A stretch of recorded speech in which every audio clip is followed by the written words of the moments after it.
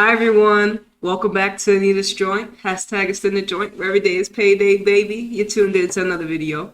So we have great news. NWSL is expanding to some new cities in America, of course. And I really think this is really good. Well, really think it's really good. It's very positive because we know the purge is happening, but we're also expanding into different geographical locations, right?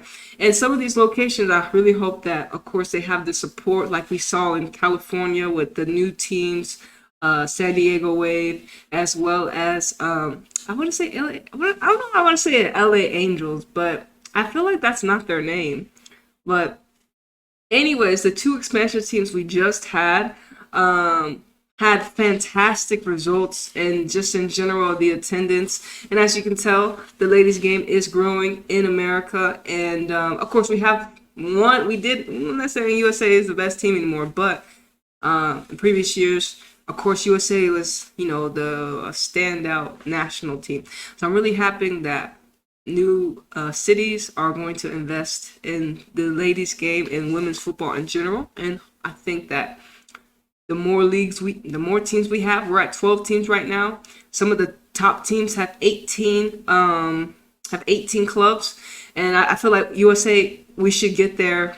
I mean, 2030, 2035. I mean, the best to be having a bigger league, more talent, more players. I mean, I think that's incredible, in my opinion. So if we get like 3 new teams, that's 15. I mean, honestly, that's phenomenal. So I'm reading this article off of Yahoo. And you gotta be careful, but I wanted to read this to y'all, just see what it said, because I just found this out, Happy Saturn Day, shout out to everyone.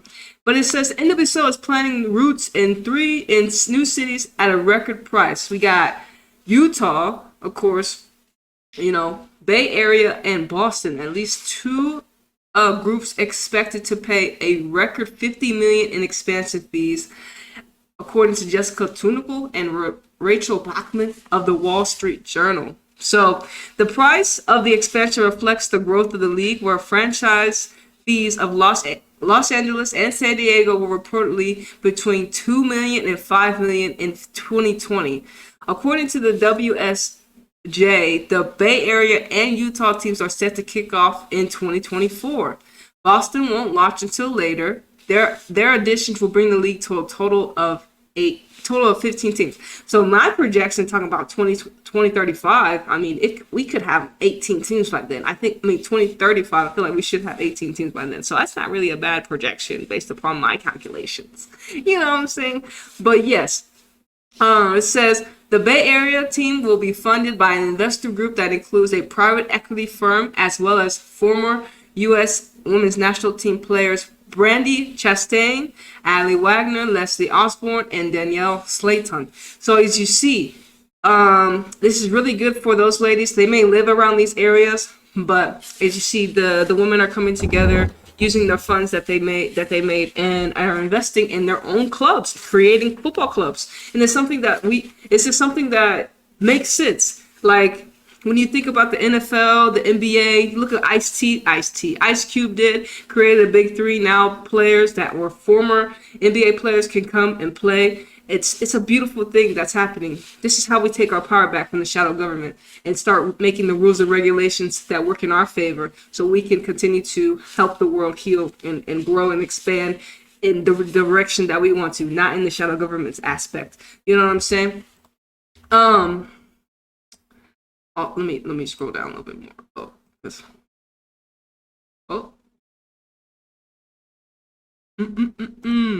Yes, this is really good news, y'all.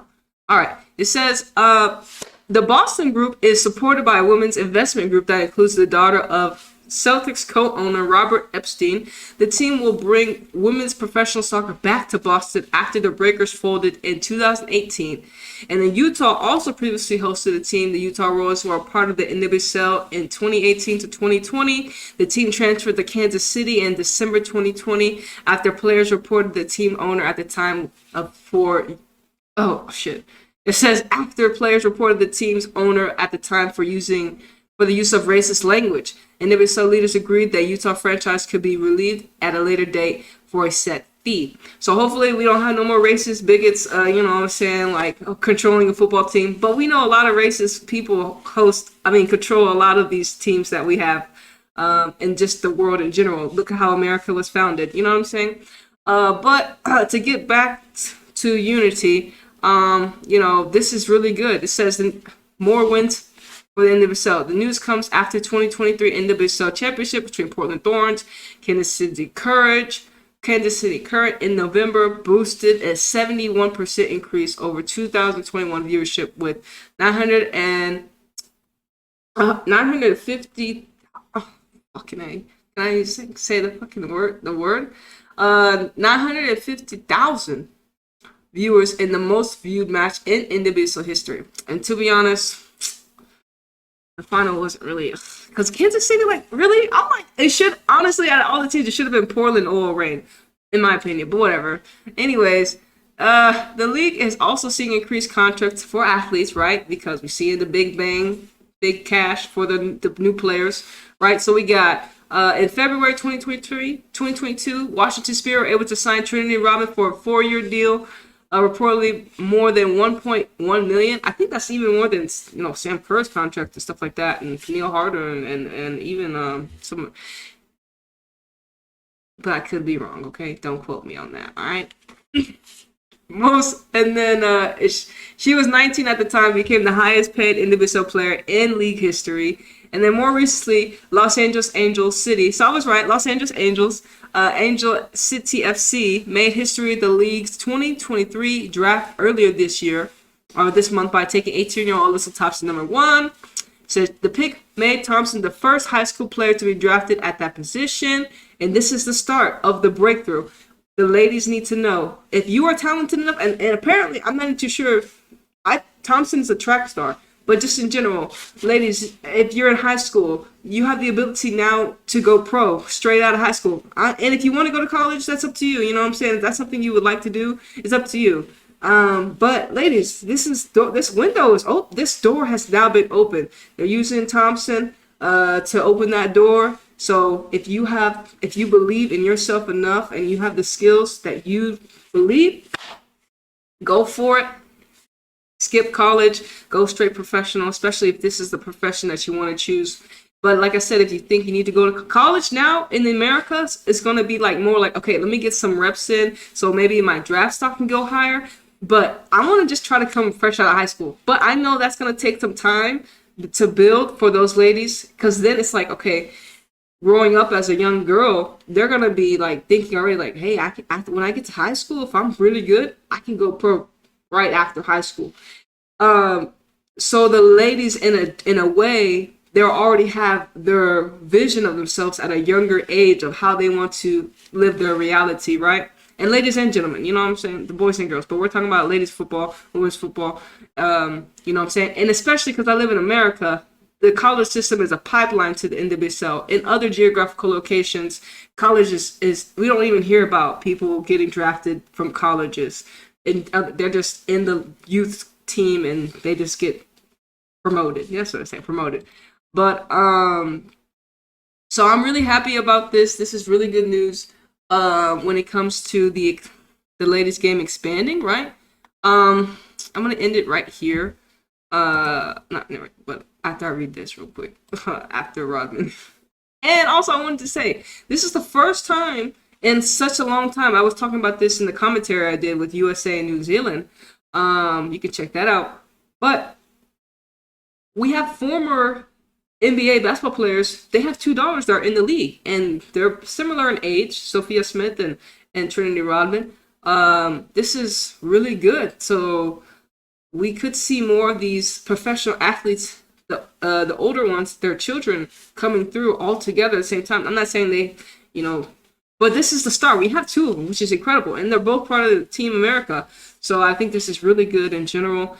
It's crazy how sometimes, especially in the NBA, you see a lot of the gentlemen's sons coming through the rank. Well, they're getting old enough, and they're going to be the stars of the NBA. Like A lot of people are already talking about LeBron James' sons, and a lot more Dwayne Wade's, and Kevin Garnett and Carmelo Anthony. A lot of these gentlemen have kids, right? Have sons, and daughters that will eventually become the stars of the league, stuff like that. And it's really exciting, just in general, because sometimes we don't get to see that. Sometimes they don't play the same sport, or they're not even interested in that life, in that profession. But in a way, USA, America, this is really good that we're attracting, like Trinity Rodman, Sophia Smith, because this is the realm that I'm in. I'm really happy that they want to play the game of football. But also, besides Thompson being the first high school player to be drafted number one, she went number one overall. The Angel City spared no excuse to land Thompson. Said it was acquired the first overall pick from New Jersey / Gotham, New Jersey, New York, Gotham FC, and a deal that saw the trade of its natural pick, 5th round, and a second round pick too, and a second round pick in 2024, plus $200,000 in allocation money to the Thorns for Yasmin Ryan, who went with Gotham along with $250,000. So I think that was a transfer fee for $250,000 was a transfer fee for what's her name, Beth England, and then I think Kira Walsh's transfer was almost like $500,000, but a little bit less, but sort of kind of that way to City to Barca. So we're seeing the cash get splashed. And finally, so we're not there with the gentlemen where their fucking transfers are like 64 million, 32 million, 100 million, and that's if you're really quality. But honest, it's your potential, and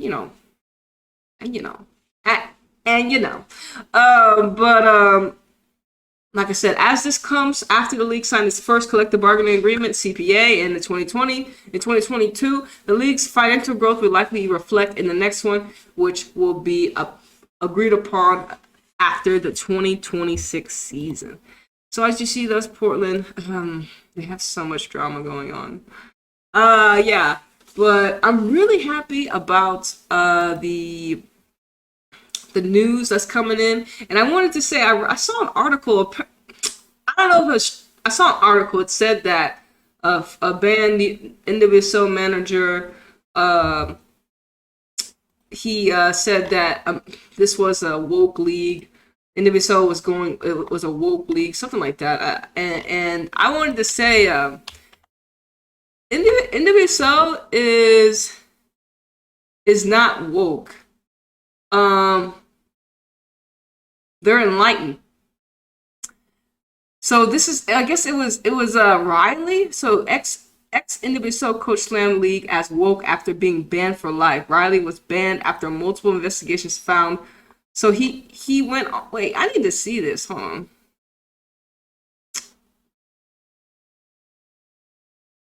Riley says he's planning on fighting a lot of things.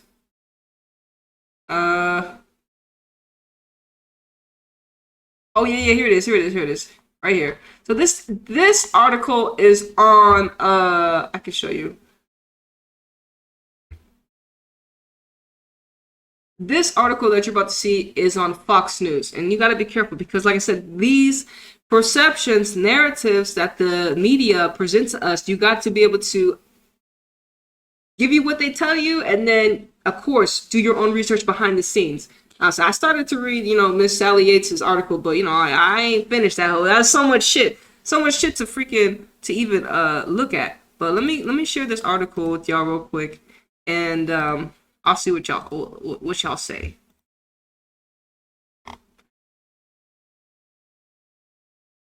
Oh shit. Yeah, so this is by Fox. This is on Fox News, Fox Sports. Yeah, ex-NWSL coach slams league as woke after being banned for life. And like, what the fuck? Why? I don't understand why he adds the word woke to the things that he was accused of, because those two things don't relate. And woke is just a popular term. We don't use that word. Like, no, I don't use that word. I'm enlightened, meaning I know that I don't know everything, but I can get the information. I'm enlightened. We are enlightened beings. We're not woke. What the fuck? That's mainstream. That mainstream shit. But we don't use that's all mainstream shit. People that are not even into like the shit that I'm into behind the scenes. The shit they don't practice what they preach, right? But let me go right here, right? Riley was banned after multiple investigations found a history of harassment and sexual misconduct on his part. Yeah, because the dude, apparently, the fact that this dude was talking about he was sleeping with his employees, with his team is honestly disgusting. But former North Carolina coach and former who else? Portland Thorns coach, and I feel like he's a youth owner. He owns multiple youth teams. Yes, this is this guy, who was banned from the National Women's Soccer League on Monday after multiple investigations into alleged harassment and sexual misconduct, called the league political and woke. Riley was among 4 coaches that received a permanent exclusion from the league, and in a statement released Monday, Riley says he's planning on fighting a lot of things, and despite his permanent expulsion from the league, he never wants to return. Oh, nigga, you're not welcome. You're not welcome, nigga. All right, you're not welcome, nigga. It says, we have a lot of plans ahead to fight a lot of things, Riley told WRAL News on Tuesday. Absolutely never had an intention of coaching NWSL again. The political woke cancel culture of the league says it all. What actually Riley is fighting has not yet been determined. And so, of course, when he talks about, he thinks this, and a lot of, you could say that the narrative is trying to steer people from the truth. And it's trying to steer people from the truth, but we're being enlightened, aka we're being revealed things that we didn't know. We knew that the NWSL we know that the NWSL has been set up systematically to fail the ladies. We know that the managers, whoever the people that have set up the NWSL in the last 3 and the last 2 other the women's soccer leagues, the last 2 ones failed them because they set them up without having protection and shit like that. You know what I'm saying? So the last 2 failed them. The third one, which he was a part of, failed him, and he finally got so he's just mad he got caught and shit is catching up to him. But we fuck Riley. At the end of the day, dude, you the things that they talked about you're an awful individual based upon some of the things and unfortunately you were very successful in that system. But remember, like I was telling y'all when we were reading the article, this is what these individuals do. Like when you think about how America is based upon the rulership that we have right now, the things that Riley and Holly and all these other coaches that we've seen get fired for, this is what America is founded on. This shit. So you just have to realize, ultimately, a lot of these organizations that we're a part of, this is the foundation of it. Harassment, racism, sexual misconduct, all this. And it's awful. It's awful to be a part of a collective where this is the foundation of it. It got corrupted. We were never this corrupt. We've been corrupted as individuals, as a collective. And now that we're getting enlightened with a lot more things, we're taking back our power and be like, you know what, fuck you. And all of it is about perception, how you perceive things. So make sure your perception of yourself, make sure your perception of things that you see, make sure it's in your truth. At the end of the day, it's you. You know what I mean? How you see things is you. You have to use your own mind and have your own perception of things that you see out in everything, in the whole fucking world, because it's you.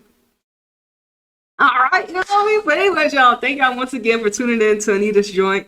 3 more cities want to invest in NWSL, paying over $50 million, May record, compared to 2 to 5 million that Angel City and San Diego might have paid. 50 million. That's like 1, 2, 3, 4, 5, 6. I don't even know how many quadruple. That's fantastic news. That's more money for the ladies, and we're gonna have a better league with more quality talent, more talent, and just honestly, it's just expanding the universe, expanding. But anyways, y'all, thank y'all once again for tuning in to Anita's Joint. #Extendajoint. Everyday is payday, baby. It's your girl Anita flying high, flying out of this 3rd dimensional reality, and I'll see you on the next. This is.